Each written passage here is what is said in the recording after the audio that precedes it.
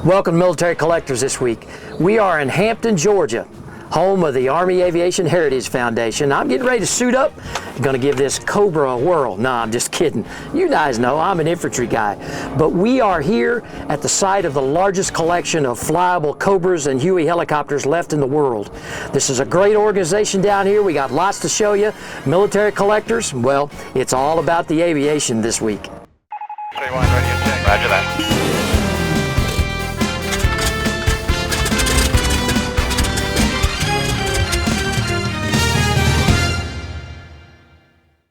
This week, Military Collectors is down in Hampton, Georgia.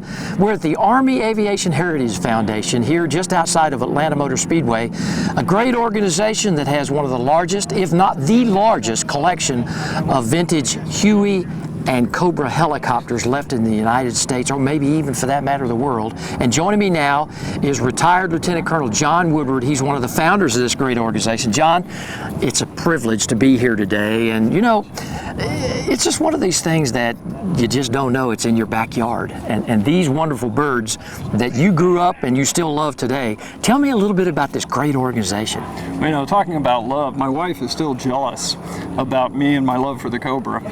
So it's an interesting and intriguing aspect of being a military officer and having a military career. And you get involved with these aircraft and you find that after your service, you come back and you're still able to hang out with the things you love to do.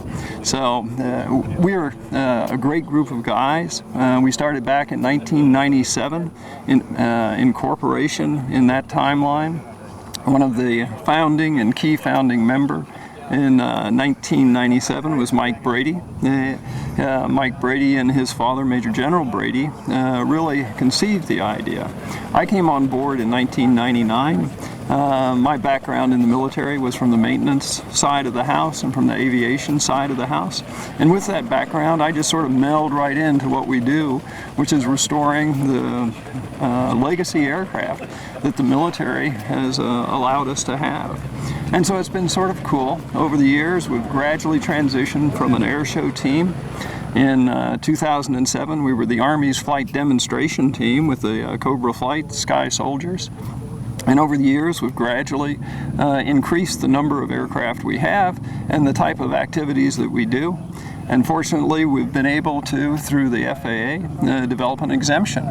And so the love that we have for the aircraft, we can take out now and share with all those veterans and all those civilians and all those families and provide rides and demonstrations for them with the Army aircraft, the aircraft that we really are attached to. Well, you know, John, too, and you are a foundation, so it is nonprofit, and so everything that you guys collect as donations keep these birds flying. And so from the ride program that you have, but before we get into talking about all that, because folks, I want you to pay attention, because if you want to donate, we're going to tell you how to do that in a little bit. But I want to talk about this massive collection, okay? I mean, gosh, these Cobras back here, you got 13 of them hanging around here. How many Hueys do you have? Yeah, we have 4 flyable Hueys, and there's a 5th one in the works right now in our Gateway chapter. We've picked those up gradually over the years and have been able to, about 1 a year, get back into a serviceable condition where we can put it up and get it certified by the FAA to be able to fly it and to go out and give passengers or give the public a ride in the aircraft. When Military Collectors returns from commercial break, we take a look at the Cobra gunship and what it takes to keep this helicopter functional so others can enjoy. We all depend on trucks. Chevy trucks. We think it's because Chevrolets are The most dependable trucks. built to last a long time. With durability And ruggedness. I like the extra power. Pulling power. Maxi power! And quality. Seems they make them Strong with Extra strong. Mile after mile after mile.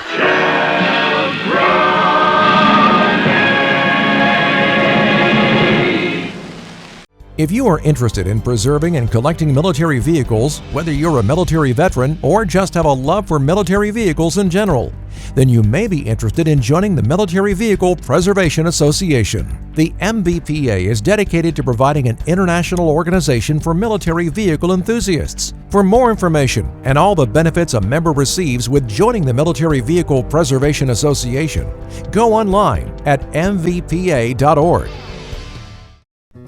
Take a moment to think about the food you buy and eat. Is it fresh? I mean really fresh.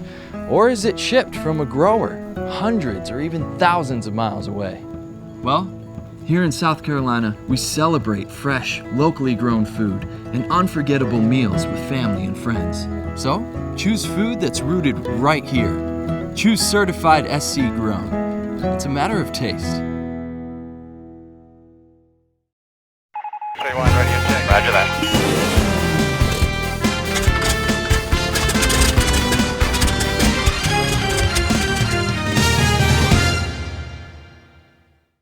Well, joining me now is Graham Worrell. He's the maintenance director here for the Army Aviation Heritage Foundation here in Hampton, Georgia. This guy's the senior guy that turns all the boats, that takes care of these birds back here behind us. And you know, Graham, I want to thank you for all that you do here because, again, you know, the public awareness of these old war horses only attributable if they fly. Yep. And so the reason that I want to talk about this particular airframe, now you got 13 that you got to keep up with just of this particular model.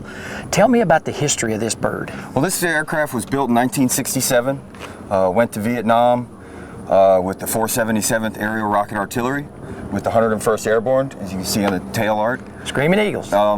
It served about 1,700 combat hours over there. Was shot down twice. Actually, a gentleman gave his life in the front seat of this helicopter in '69, Adrian Johnson Jr. It came back because it was heavily damaged. Went to CCAD in Corpus Christi, was overhauled, and then it was made into an S model. Then it went back to Fort Hood, and then Fort Knox, and then was modded again into an F model and went back to the 101st Airborne. A couple of our members flew it while it was at Fort Campbell, and then in '91 it went to Desert Storm. And actually one of the Assistant Secretaries of Defense flew this aircraft in Desert Storm. Oh my goodness. Well, how many hours are logged on this bird? This one's got, well, when they were overhauled, they zero-timed the airframe. So right now it has about 4,800 hours on it, on the airframe. Wow. Now before, we don't know how much it had on before that. I got you. Well, Graham, talk to me about, there's two types of hours that you guys keep. Again, obviously you keep all the hours, but how many combat hours are roughly on this airplane? This aircraft has 1,400 combat hours in Vietnam, and it has about 120 in Desert Storm. Well, then total airframe hours is how many? 4,800 hours. 4,800. Yeah. Now, how many hours a year do you guys usually put on them doing the events? The way our maintenance program is set up, we fly a maximum of 150 hours before we have to do a major inspection. Well, when you do all this, okay, now let's talk volunteers. Obviously, you're not the only guy turning wrenches here, Yeah. okay? The qualifications, because again, we're talking real flight time here, okay? Yeah. This is not just something you're putting on a trailer and folks are coming up and touching. Now, we have some in-house A&P, airframe and power plant mechanics, and then we have volunteers. Some of our volunteers are A&Ps, but the way it works is they do the tasks, and then me or one of the other A&Ps will go back over, inspect, make sure it was done correctly, and then sign it off. But a lot of the stuff is done by the A&Ps because we have to. Well, are the rules, do you guys follow basically the maintenance procedures that the military follows as far as phase maintenance and all those kinds Correct. of things? The maintenance program is designed off of the military maintenance program, and we had it approved by the FAA as our approved method of maintaining the aircraft. So it's exactly like it would have been in the military, but we had the FAA approve it as a way to take care of the aircraft. Well, your passion and love to do this, okay? Again, you probably could be doing a lot of things, making big money. I mean, turning wrenches on jets and all that. Why? I have to ask you. Well, my dad was a Vietnam veteran, and it's just kind of my way of giving back. and it's a great group of guys, and it's just really interesting, and it's a lot of fun to work on these things. Well, the history behind it, and I could see that, and, and that's one of the cool things about this organization is you offer the rides to the public, okay, but again, that's how you make your money, but beyond that, folks, when will they ever get to sit in the front seat of one of these or sit in the back seat of a Huey? I mean, and you guys make that possible. If you think about it, how many Cobras are flying right now? Exactly. I mean, it's all about Apaches. Okay. And our thing is, I guess kind of our mission statement is to connect the American public with the American veteran through the aircraft that they flew. That's kind of what we do with the foundation. The Army Aviation Heritage Foundation is responsible for telling the story of the United States Army Aviation by hosting and participating in aircraft and museum tours, school programs, air shows, and other public events across the country. The foundation acquires and restores historic vintage flying aircraft representing Army aviation during Vietnam and the Cold War. They honor the men and women who served in the U.S. military and Army aviation by telling their stories through flying presentations, public helicopter rides, and educational presentations. For more information and events, visit armyav.org. For 50 years, Ranger Boats has been paying tribute to America's armed forces and their families, not only in the United States, but those men and women who serve all over the world. At Ranger Boats, we appreciate the dedication that these men and women do each and every day, protecting and preserving the very foundations of our freedom. Ranger Boats wants to give back to America's real heroes with our Operation Troop Salute program. For more information, visit rangerboats.com today. Every soldier's training is the same, but their story is their own.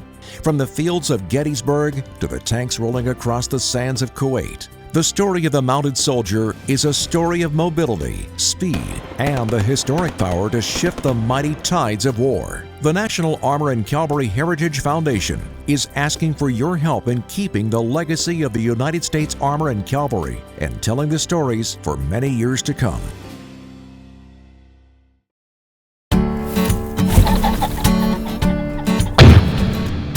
Unforgettable memories begin the moment you pick up your first Browning.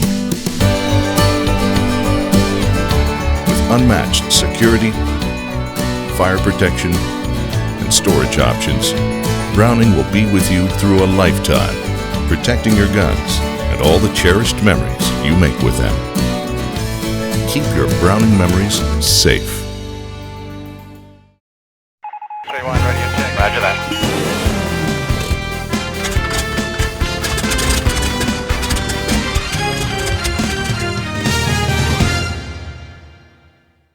Well, as promised, we're going to talk about the famed Huey helicopter, and this 624 is one, well, I tell you what, I'm going to let Jack McCormick, he's one of the members and the aviators here who flies for the Army Aviation Heritage Foundation here, and Jack, thank you for all that you do. Thank you for being here. Well, listen, we really do appreciate it because, again, the awareness that this group brings to not only youngsters, but just the general public, okay? So, flying a Huey, tell me a little bit about your love and passion for this big bird back here. Oh gosh, I was 19 years old, joined the Army, took the flight aptitude test and passed it. I don't know how, but they were hurting, obviously for helicopter pilots at the time, and I got involved in it there. So although I'd done a little bit of flying on my own prior to that, the helicopter and then eventually the Huey became my world, you know, for the time that I was in.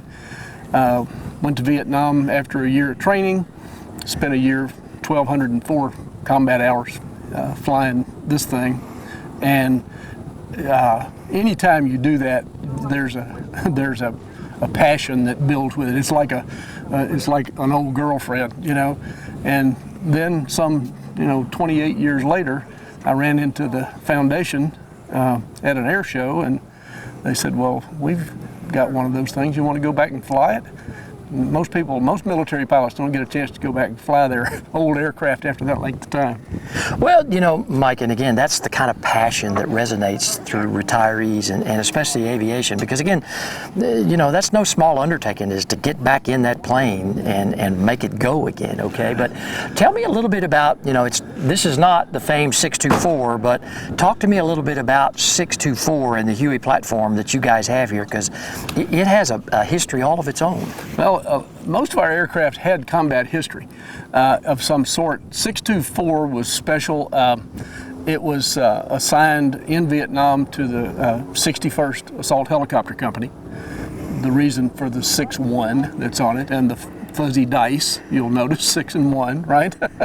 So that unit was part of, I believe they were part of the 1st Aviation Brigade, and everybody served a little bit of everywhere, and we all did the same missions. I was with the 1st Cavalry Division, but we operated in and out of the same areas. Well, tell me a little bit about your combat hours and the makeup of this ship, because again, I mean, you know, some had 60s mounted on them, some were lift birds, others were medevac. I mean, that was the workhorse of Vietnam, and well up until we got the Black Hawk, what, in the late 70s and early 80s. I mean, and to see these birds still flying here in Hampton, Georgia, I mean, it's almost miraculous. Oh, it's an exciting thing for us to do. When we first started, I've been with the organization for 20 years. I'm one of the more senior members. And we had one Huey at the time. I helped with the restoration of that. Got to know more about it than the Army ever taught me, because from a mechanical side. But then got a chance to go out and fly it, and it was like putting on an old shoe. The 29 years by that time just disappeared, and everything felt perfectly natural. But admittedly, I flew average better than 100 hours a month flying in combat in these things. And if you're 20 years old and you do anything for that length of time, I tell everybody it kind of wraps another DNA string around around you, you know, and you never ever quite forget it. After commercial break, we go behind the scenes of a Cobra helicopter restoration project. If you have missed any past episodes of Military Collectors, be sure to go online at militarycollectorstv.com, and you can see not only past episodes, but also read in-depth features on the people and their passion of their military collections. We all depend on trucks. Chevy trucks. We think it's because Chevrolets are The most dependable trucks. Built to last A long time. With durability. And Ruggedness. I like the extra power. Pulling power. Nasty power! and quality. Seems they make them strong with extra strong. Mile after mile.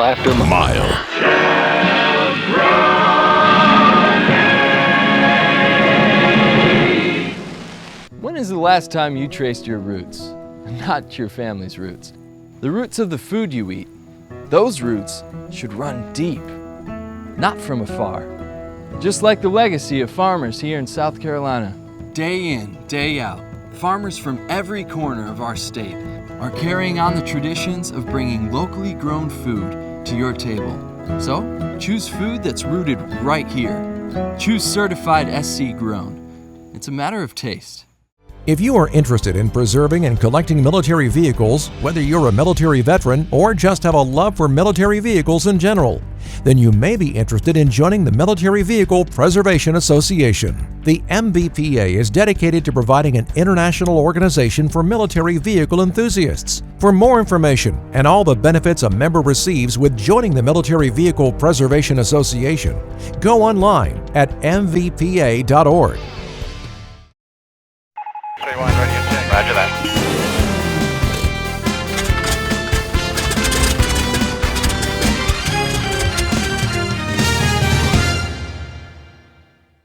Well, welcome back. John and I are in hangar number 2, and as promised, we're going to talk about the restoration of this Cobra that's behind us, and John's going to kind of walk us through it, okay? This John, is not Grandpa's closet and something we're rewiring for sound and electricity. These are complicated machines. Well, they're extraordinarily complicated. I've been working on them since 1971, and so I have this real background of taking all this apart and putting it back together again. And it's, you know, it's like everything else in life. You build on a base and you continue to get better and better at it as you get older and older. So my project here is Project 295. 295 was the 50th aircraft built by Bell 50 years ago in 1966. And we're turning it back from the modernized version, which is the F model, back to a G Mod S timeline. We're putting a curved canopy on it, and we're completely redoing the aircraft. And when you redo an aircraft, it's pretty delicate work. We have removed the front cockpit, all the plexiglass, all the material, the nose, the turret, the guns themselves. And we're working our way from the inside out, basically, with the aircraft.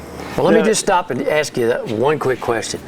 How many hours will you spend restoring this bird versus maybe when you were on active duty and they sent it back to direct maintenance to do it? Yeah. What's the difference? I know that may be a hard question, but that's a real tough question. It's thousands of man hours. Is about as close as I can get to it. I've been working on this one now for 1.5 years. Wow. To take it apart, make sure everything's serviceable in it, and start putting it back together and inspecting every element and every piece of the aircraft going back together to make sure it's in a serviceable condition. Now, do you have to be flying this. Yeah, do you have to check all the rivets? I mean, every detail on this thing? Absolutely. Wow. It's and it's, you know, it's like teaching somebody to drive. You take a little bit at a time, and as long as you're focused on one thing, you can really see what's going on. But with this, it's a complicated machinery, complicated in many aspects, both from electronic side as well as the flight control and the actual layout of the aircraft itself. This is a one-of-a-kind aircraft. When it was designed in 1966, the technology then was pencil and paper. And so you're dealing with a piece of equipment that has gone through time and changed a little bit every year and every couple of years. And so to take it back, you got to make sure that all that engineering that was there to start with is in place, you know, for what you're producing. Well, let me ask you a question about the engine back here. Obviously, this will be a new engine. Actually the engine's not in the aircraft right now. Right. So the aircraft went to the overhaul facility at Nebraska Gas Turbine up in Nebraska, and they recondition it, they check it out, they run it on an engine test cell and make sure that it's operating correctly, and then shoot it back to us to be able to install in the aircraft. And so as we install it, we're having to go back to the original configuration that the aircraft was in, and that's different pieces, new parts, a lot of sheet metal work, a lot of riveting, a lot of replacement of components. Okay, now on the tail boom back here, although very intricate itself, is there things that you got to replace back here on this thing, you think? Oh, I mean, how do you know? There are criteria. You know, all the technical pubs that we have define what the criteria is. I look at the aircraft like it's a internal engine operating.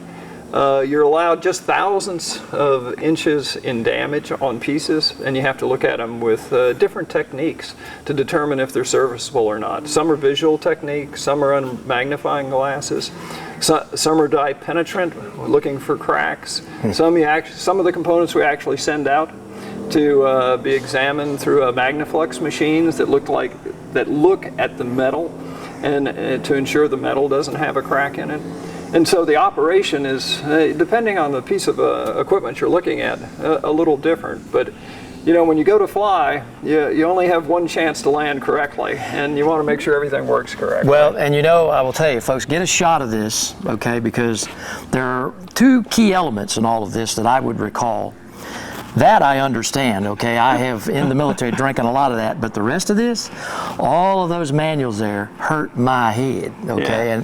Yeah. And you know, but you've got to collect all these original Army manuals that you've assimilated? I mean, yes. Okay. We actually have everything we need, from engineering drawings all the way to the actual tear it apart and put it back together instructions. Just this set that we use that's on paper is about 10,000 pages. Goodness. So between here and in the office, it gets to a level of detail where you're looking at very small, intricate parts. Well, one final question. When it all gets back together, I want to come back. I want to talk to you because you're obviously going to be the guy that's going to test pilot this thing, right? As a matter of fact, I am. That's what I'm talking about. I'll be right there because that is going to be an awesome sight here for this particular bird. So, well, when we get this flyable, should be another 6 months, we'll get you an invite back here and we'll put you in the front seat of this and we'll take you out and really show you what the aircraft can do. That's why I'm an infantry guy right there. John, it's been an honor and a privilege. I tell you what, thank you so much for what you're doing, not only for the Heritage Foundation, but for the public in general, because again, this is a lost art, a lost business on our youth out there, and so thank you so much for keeping this alive. Well, thank you all. I'll tell you, there's a lot of time, effort, and devotion that the folks here, I wish I could line up everybody that has something to do with this aircraft and, shake each one of their hands, because it's an amazing contribution by so many people. Well, folks, that's Military Collectors from Hampton, Georgia this week. Listen, next week, well, you never know where we're going to end up. Let's go see some more about these other planes out here, okay?